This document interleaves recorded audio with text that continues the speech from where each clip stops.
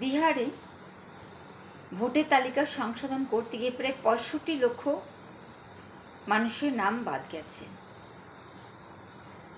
তার মধ্যে প্রায় 99% চুপ।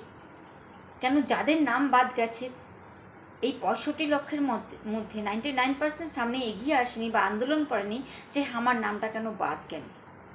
কিন্তু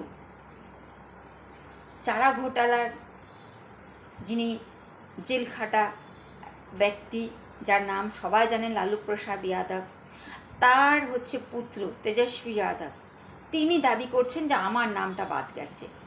অথচ দেখা যাচ্ছে যে তার নাম নাকি ভোটার লিস্টে জ্বলজ্বল করছে। তাহলে কি তার অন্য কোনো আরেকটা ভোটার কার্ড ছিল যার এপিক নাম্বার উনি দেখাচ্ছেন যে এটা আমার নেই?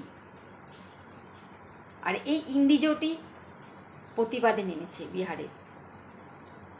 পশ্চিমবঙ্গে সেম কেস হবে। পশ্চিমবঙ্গে ওই ইন্ডিজোটি আসবে প্রতিবাদ করতে।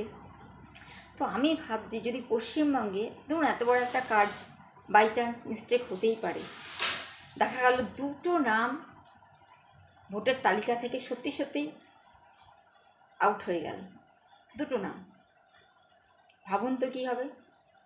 আমি তো ভাবলে আমার হাসি পাচ্ছে। আমি তো জানি ভূমিকম্প হবে। পশ্চিমবঙ্গ বন্যার দেশ, আমরা ভূমিকম্প আনতে চাই না। তাই বলবো, যারাই এই ভোটের লিস্টে সংশোধনের কাজটা শুরু করবেন আমাদের পশ্চিমবঙ্গে, অবশ্যই দুটো নাম দেখে নেবেন। কেমন? জয় হিন্দ।